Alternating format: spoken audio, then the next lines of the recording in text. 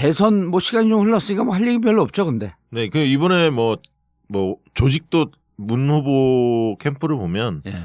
조직도 열심히 했고 예. 공조직도 홍보도 열심히 했는데 이제 저희가 그렇게 예상을 했었습니다. 3월 달쯤 볼 때 경선 이제 마칠 시점에 이번 대선의 가장 중요한 것은 전략이다. 그러니까 홍보나 조직도 중요하지만 전략이 가장 중요할 거다. 왜 그랬냐면 어차피 문 후보의 30%는 콘크리트 지지율이다. 흩어지지 않을 거다. 왜냐하면 세력 지지도였기 때문에 정권 교체를 바라는 그 열정이 굉장히 높은 지지층이기 때문에 문 후보가 좀 실수한다고 하더라도 그 30%는 흩어지지 않을 거다. 그렇게 예측을 했거든요. 그럼 나머지 이기려면 5에서 10%로 확실히 우군을 끌어와야 하는데 이 5에서 10%는 전략을 잘못 피면 얼마든지 이게 바뀔 수 있는 표였거든요. 5에서 10%. 네, 그 표는. 그렇기 때문에 특히 이제 그 3자연대 반문 단일화 뭐 이런 문제도 나왔었고요. 뭐 그다음에 안철수 후보도 부상도 있었고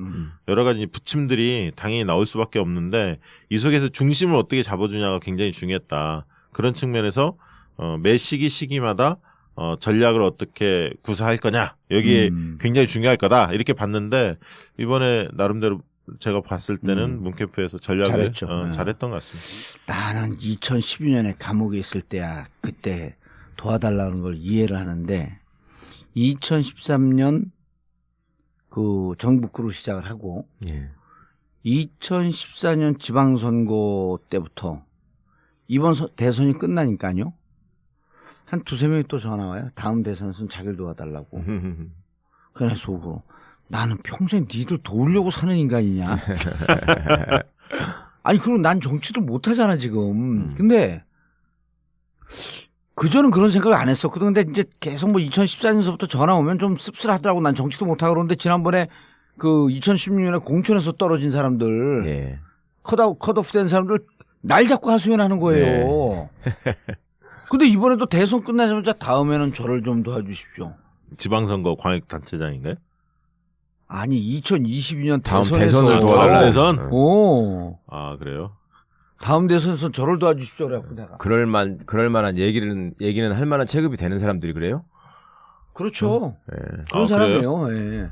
제가 오늘 또 손학규네 그러면. 김종인. 안철수 후보가 바로 뭐 또 대선 그 3수에 도전하겠다. 뭐 이렇게 선언을 했잖아요. 실질적으로 본다면. 그래서 너무 이게 빠른 게 아닌가. 물론 이제 당을 좀 추스려야 할 그런 어떤 필요성 때문에 하신 것 같긴 한데 이제 그래서 이게 좀 적절하지 않다. 이게 좀 앞으로 또 누구를 밀어야 할지 고민스럽다 이렇게 페이스북에 글을 올렸더니 이제 본인들 우리 그 저기 패친들이 생각하는 차기 주자들 선호하는 사람들 쭉 썼더라고요. 거기에 봉도사님은 이름은 없어. 애석하게도 아직은 누가 있었어요? 저는 거기 해있죠. 보니까 조국 교수도 나오고요. 그다음에 뭐 표창원 뭐 많던데요. 그 박주민 그다음에 뭐 또 나는 이제 방송인으로 아는 거지 사람들이. 방송인으로 아는 거지. 아 김경수도 있었고요. 아니 호남의 송영길 뭐 조국 많더라고요. 교수 얘기를 많이들 하더라고. 아 임종석도 있었고. 조국 교수를 조국 수석을 문재인이 자기하고 똑같은 길로 가기 위해서 키우는 거 아니냐. 내 친구도 그런 얘기 하나 있더라고. 아니 많아요 그 얘기가. 글쎄요. 조국 교수가 대권에 입문하는 거냐고 저한테 물어봐서 그게 뭔 소리야? 그랬더니 노무현의 첫 번째 민정수석이 대통령이 됐는데 그 기사가 많이 나왔죠. 문재인 그 기사로도 나왔어요? 기사도 나왔어요. 그래요? 기사가 많이 나왔어. 난 그런 기사가 눈에 띄어. 경쟁자라? 아니 난 방송인이라니까. 자, 지금 파격 인사 조직 이렇게 얘기 나오는데 자 언론에 나오지 않은 얘기들을 해줘야 될 거 아니에요. 정리를 좀 해줘야 돼. 조직 먼저 얘기해야죠. 뭐 조직이야 뭐 박근혜 정부 이명박 정부 때를 거치면서 그 전에 노무현 정부가 잘 만들어놓은 시스템을 사실은 망가뜨리고 많이 했잖아요. 그 대표적인 게 이제 그 NSC 같은 시스템 아니에요? 국정상황실도 비슷한 것 같고. 그러니까 안보실하고 정책실이라고 하는 것이 노무현 정부 때는 상당히 중요한 역할을 하고 실제로 비서실장하고 대등한 위치에서 국정을 서로 토론하고 이랬던 것 같은데 그게 그 안보실은 남았지만 정책실이라는 건 아예 없었죠.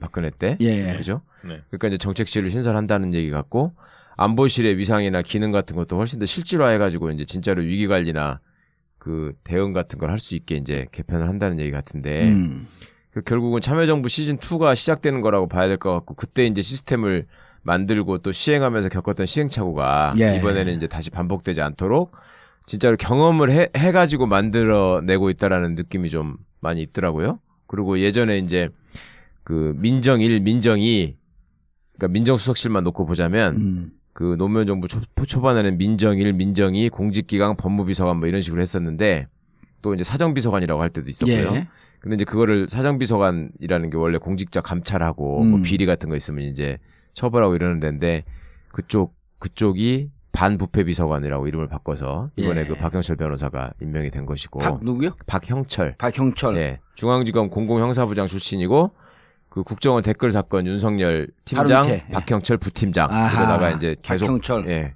예. 고검으로 2번 연속 좌천 인사를 당하고 사표를 내고 나온.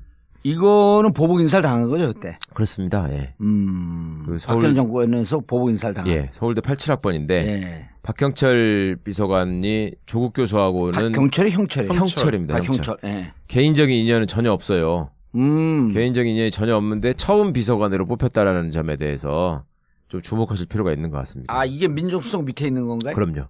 민정수석 밑에 지금 현재 직제로 새로 만들어진 게 민정 수석 이제 민정수석 밑에 선임 비서관이 민정이 될 것 같고요. 예. 그 다음이 반부패, 그 다음이 공직기강, 그 다음이 법무. 야, 이 민정 엄청 센 거네. 민정이 파워가 세졌죠.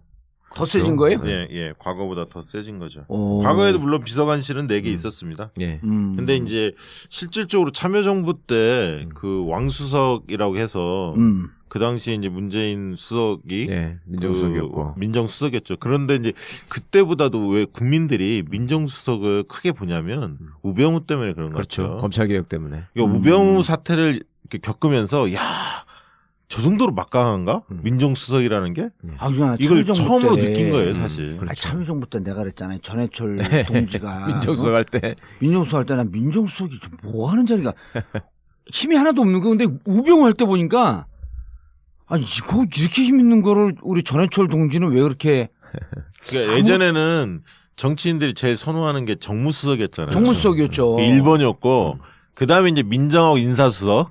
왜냐하면 인사 문제가 걸려 있으니까 그게 네. 이제 관심이었는데 아까 이제 최 변호사님 말씀하셨듯이 이게 사실은 참여정부하고 노무현 정부하고 지금 문재인 정부의 청와대 그 비서진 이 얼개 조직 구성은 유사면이 많이 있습니다. 예. 그런데 좀 달라진 것만 몇 가지 보면 아까 말씀하셨듯이 일단 정책실이 부활한 거예요. 예. 그 박근혜 이명박 정부에 없어졌던 정책실이 부활을 했는데 중요한 거는 뭐냐면 과거의 참여정부 때는 정책실이 주로 부처에서 하는 일들을 보고받고 지시하고 부처하고 연관된 일을 많이 했어요. 예. 정부 부처하고.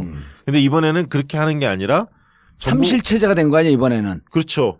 경호실까지 하면 사실이 된 거죠. 비서실, 정책실, 예. 안보실, 국가안보실, 국가안보실, 경호실. 경호실을 일단 빼고. 예, 그렇게 하면 3실인데요.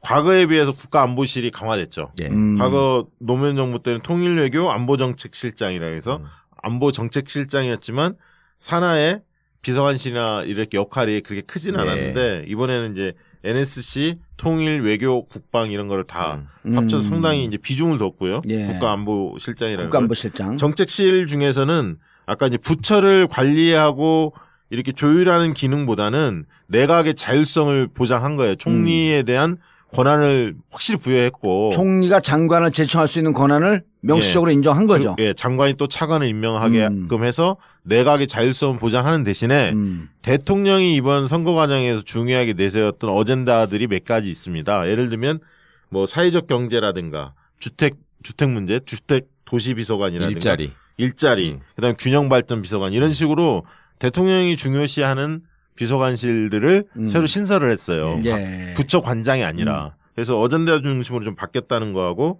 정무수석이 과거에 MB 때는 정무수석이 있으면서도 정무장관을 특임장관을 뒀었습니다. 이재호 기억나시겠지만 주호영 뭐 이런 사람이었고 박근혜 정부 때도 정무수석이 있었는데 과거 참여정부 때는 노무현 정부 때는 정무수석이 없었어요. 그냥 정무비서관이었어요. 정무비서관. 아, 정무수석이 없었어요? 없었습니다. 유인태 수석 하지 않았어요? 정무수석? 아, 유인태 수석이 있고 난 다음에 네. 이게 이제 바뀌었을 겁니다. 바뀌어갖고 정무팀으로 비서실장 산하로 들어가면서 정무비서관, 정무기획비서관을 힘을 뺐어요. 아마 유인태 장관, 아니, 처음 수석이 유인태 수석이었고, 그 다음에 바뀌면서 그렇게 됐을 겁니다. 근데 이번에 이제 정무수석실을 새로 만든 거죠. 만들어서. 아, 참여정부 때는 정무수석이 없었어요? 초창기에? 처음에 있었고, 그 다음에는 정무비서관, 정무기획비서관으로 정무팀으로 들어와서 비서실장 직속실로 된 거죠. 정무수석이 있다가 없어지면서 힘을 뺀 거네. 힘을 뺀 거죠. 비서실장 직속실로 바뀐 겁니다. 근데 이번에 이제 정무수석실을 다시 부활을 해서 정무기획, 정무자치분권 세 개의 비서관실을 신설했기 때문에 어쨌든 지금 인선들을 보면 굉장히 젊은 인사들을 많이 기용하지 않았습니까? 실장 자체가 젊으시니까. 근데 수석들은 조금 더. 정책실은 누구예요, 실장이? 아직 미정이죠. 아직 미정이고, 지금 일단 발표 난 게, 정무수석이 발표 나왔고요. 예. 전병헌, 삼선 의원이죠. 그 다음 민정수석 조국 교수. 그 다음에 사회혁신수석. 하승창. 예. 그 다음에 서울시 정무부시장 했었죠. 예. 그렇죠. 그 다음에 국민소통수석이 그 윤영찬인가요? 예, 그 윤영찬. 네이버 부사장. 네, 부사장 하셨던 인사수석이 조현옥 수석. 그래서 일각에서는 그다음에 김수현 수석도 발표 나왔죠. 예. 사회수석 김수현 수석. 김수현 수석 같은 경우는 참여정부 시절에 비서관 했었고요. 비서관 했었고 말 무렵에 환경부 차관을 했었죠. 네, 차관하셨죠. 세종대 교수이시고 이분은 이제 도시공학이고 유럽에서 독일인가 어디서 공부했죠? 네. 굉장히 합리적이라는 평을 많이 받는데요. 근데 이제 특징 중에 사람들이 박원순 사람이 많이 기용됐다 이렇게 얘기하는데 그거는 제가 볼 때 조금 아닌 것 같아요. 왜냐하면 그 교정을 해줘야 돼. 왜냐하면 언론에서는 다 박원순 사람이 됐고 그것을 탕평이라고 그렇게 얘기를 하고 있는데 사실은 그 김수현 교수 같은 경우도 원래 참여정부 출신 아니에요. 그렇죠. 참여정부 출신뿐만 아니라 문재인 후보가 정책의 핵심적 지난번 역할을 대선 했잖아요. 도전할 때도 핵심 멤버였고요.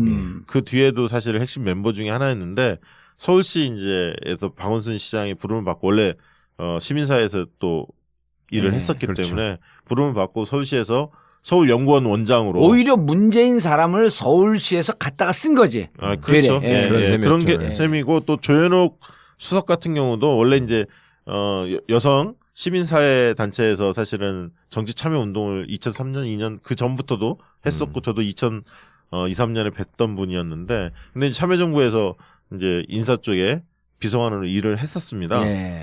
그래서 이제 문재인 대통령하고는 당연히 일을 같이 했던 멤버였고요. 서울시에서 또 박원순 시장이 부름을 받고 서울시에서도 일을 했지만 그분 또한 뭐 박원순 사람을 이렇게 보기는 그렇죠. 물론 이제 시민사회 출신이긴 합니다만 문재인 대통령하고도 굉장히 각별한 관계이고요. 아니 임종석 실장 같은 경우도 그 정무부 시장으로 가 있었기 때문에 박원순 사람 아니냐 그러는데 임종석 실장이야말로 정통 386 세력 아니에요. 그렇죠. 그리고 정통 386 세력이고 학생운동의 그 주축 세력이기 때문에 박원순 시장이 어찌 보면 대권 포석이나 더 미래를 보고 386과 손을 잡기 위해서 임종석을 데리고 간 거 아니에요. 그렇다고 볼 수 있죠. 그러니까 박원순 사람이라고 보기에는 조금 애매모호한 측면이 있는 거야, 임종석도. 어쨌든 뭐 서울시에서 역할을 정무부 시장으로 그것도 잠깐 한 거 아니야? 아니 뭐 1년 좀 넘게 한 했는데. 2년 정도 뭐 그렇게 했을 겁니다. 그렇게 했지만 어쨌든 박원순 시장하고도 교분이 두텁고 근데 이번 이제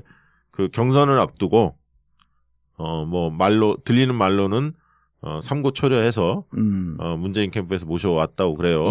근데 이제 임종석 그 비서실장에 대한 신임이 문재인 대통령이 굉장히 두터운 모양이에요. 그러니까 기존에 편하게 생각하시고 또 합리적이고 좀 온화한 성품이 좀 맞아야 일을 하기에 좀 편하잖아요. 근데 이제 문재인 대통령이 좀 좋아하는 스타일 보면 조금 착하고 온화하고 합리적 약간 그런 스타일들을 좋아하시는 것 같아요. 김경수 의원도 좋아하는 윤건영. 이렇게 얘기하면 돼요. 정봉주 같은 사람을 안 좋아한다. 그렇지. 그건. 안 좋아하더라고. 내가 1대1로 안 좋아한다기보다 스타일이 잘 안 맞죠. 좀 안 맞기는 할 겁니다. 근데 양정초는 약간 정봉주 같은데. 나 걔하고 맞는 게 좀 신기해. 아이고, 양정초 씨하고 맞는 게 좀 신기하더라. 근데 청와대에서 너무 어렸을 때부터 2004년서부터 서로 어려움을 같이 겪고 그럴 때 얘기를 잘하고 또 노무현 대통령이 양정철 비서관을 신뢰했잖아요. 아, 그럼요. 그러니까 이제 그런 삼각관계로 인해서 어찌 보면 양정철 비서관도 잘 안 맞는 스타일이야. 그러니까 양정철 전 비서관 같은 경우는 굉장히 재기가 있어요. 그러니까 아이디어도 많고요. 추진력도 있고. 외대 사람들이 다 그래요. 굉장히 예를 들면 일 맵시가 있다고 하잖아요. 네. 굉장히 잘합니다. 근데 그 글도 잘 쓰시고. 근데 글을 잘 쓰죠. 예, 글도 잘 쓰시고 말지 기자였잖아요. 아니요, 외대 학보사. 아, 학보사였네. 네, 예. 학보사 편집장까지 한다. 글을 잘 썼어요. 예, 글을 잘 쓰죠. 예, 그리고 기자협회 기자를 지냈고. 예, 예.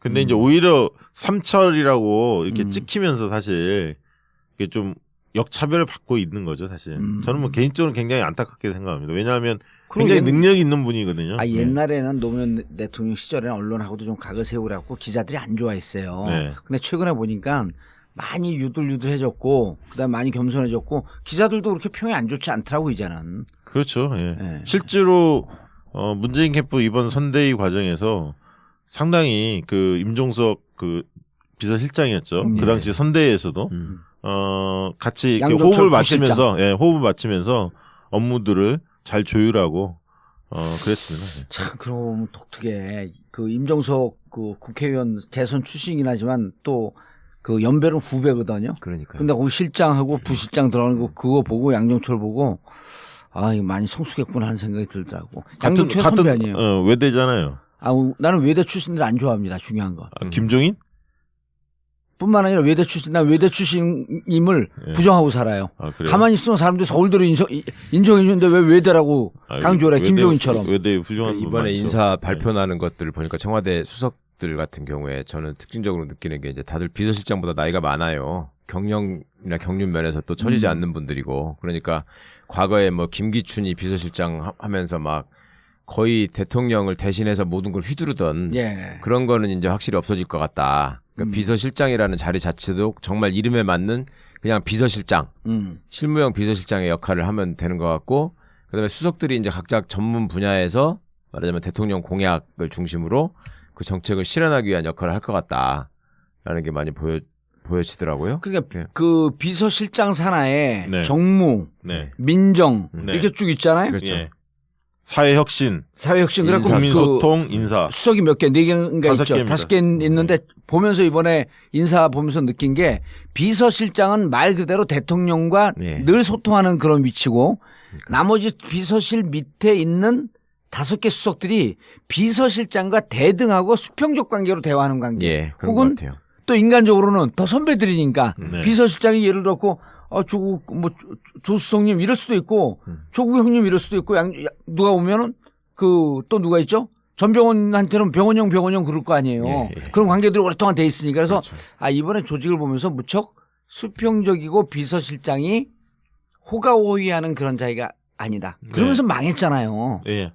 그런 면에서 사실은 나이가 있지만 수석 자리에 흔쾌하게 또 이거를 맡아서 결단을 내려준 분들 그렇죠. 또 그것도 높게 살 그러니까 일이고요. 문재인 대통령이 나는 정무수석 전병헌 의원 들어가는 걸 보고 문재인 대통령에 대한 신뢰가 있으니까 한참 후배 밑에 자기 또 삼선 아니에요. 그 대통령이 일단 성공해야 하니까요. 그렇지. 청와대가. 그러니까 그것도 대통령에 대한 신뢰가 있으니까 그걸 받아갖고 들어간 거지.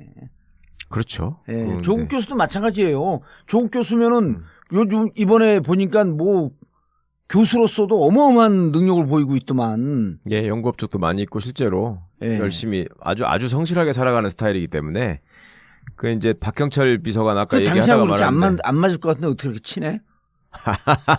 그건 공부하다 친해진 게 아니고 예. 놀다가? 딴짓하다가 친해진 거니까. 박경철 비서관도 그냥 일하다가 한두 번 본 적은 있어도 뭐 그렇게 친분이 있었고 이런 건 아닌데 예. 하여튼 의미가 이제 조국 민정수석은 원래 민정수석의 1차 역할이 이제 대통령 친인척 관리나 인사 검증 예. 이런 것들이 기본 업무긴 한데 사실은 지금 시대적인 과제로서는 이제 검찰 개혁이 주 업무가 되잖아요. 그러면 여기는 이제 학자이자 이론가로서 그 부분에 대한 확실한 일머리를 잡아가지고 이제 일을 해 나가야 될 것이고 예. 그거 외에 한편으로 그간에 이제 무너져 있던 검찰의 어떤 신뢰. 위상이나 모습, 신뢰 이런 부분들을 또 해 나가고 그 비리 같은 거를 또 확실하게 또 통제를 해야 되니까 그래서 지금 박경철 비서관이 필요하다. 예. 그 부분은 아주 절묘하게 인선을 잘한 것 같아요, 진짜. 검찰에서도 박형철 비서관에 대해서 아무런 비토가 없고 아주 잘 됐다. 그래요? 예. 최강욱이 그 비서관 들어가면 어떻게 돼? 검찰의 입장이. 제가 그 에피소드 하나 말씀드리자면 10일 날 9일 날 선거였고 그 다음에 10일 날 우리가 다 출근을 했잖아요. 제가 10일 날 아침부터 검찰 조사를 입혀야 될 게 하나 있었어요. 그러다가 점심시간 넘어가고 하면서 이제 제일 먼저 봉도사님이 저한테 전화를 하셨고 가지 마라. 아니 뭐 조국 민정수석 얘기가 나온다. 그래서 제가 전화를 받았었잖아요. 그때 하도 전화를 한 번 하다가 원래 안 되면 많은데 계속 전화를 하시길래 뭐 급한 일인가 보다 해서 나가서 받았어. 그랬더니 조국 민정수석 얘기가 나오는데 그래서 그럴 수는 있겠다 싶었지만 저하고 뭐 사전에 제가 얘기를 들었거나 한 건 없었기 때문에 그러냐고 하고 있었더니 계속 온 데서 막 전화 문자가 막 오는데 그러니까 이제 조국이 확실히 수락을 하느냐 정말 가는 거냐 이런 걸 확인하고 싶었던 사람들이 많더라고요. 근데 그러고 나서 오후에 이제 뭐 내정설 이런 것들이 보도가 되길래 제가 조사하던 검사한테 젊은 친구예요. 조국 교수가 민정수석 된다는데 그랬더니 예? 그랬더니 피바람이 불겠네요. 그래요? 그러는 거예요. 바로. 그러니까 원래 오전까지만 해도 신현수 변호사가 전에 그렇죠. 노무현 정부 때 사정비서관 출신인 신현수 변호사가 할 거다라는 보도가 나오다가 올랐었지. 갑자기 바뀐 거잖아요. 그러니까 그러고 나더니 이제 저녁 때쯤 조사가 끝났어요. 그러니까 이제 지가 막 찾아보는 거야. 그러더니 뭐 확정이 아니라는데요? 아니라고 했다는데요. 검사가? 그러면서 뭔가 이제 조국이 아니었으면 하는 희망을 그런 거였지. 그리고 이제 전화가 왔잖아. 조국 거의 결정되고 난 다음에 당신 비서관으로 부르지 않았냐? 들어가는 거 아니냐? 그런 전화 안 받았어요? 그런 전화 엄청 왔죠. 그러니까 뭐 같이 당연히 가야 되는 거 아니냐부터 시작해서 무슨 뭐 조국이 민정수석이면 같이 가는 게 맞는 것 같다부터 가면 절대 안 된다고 하는 사람까지.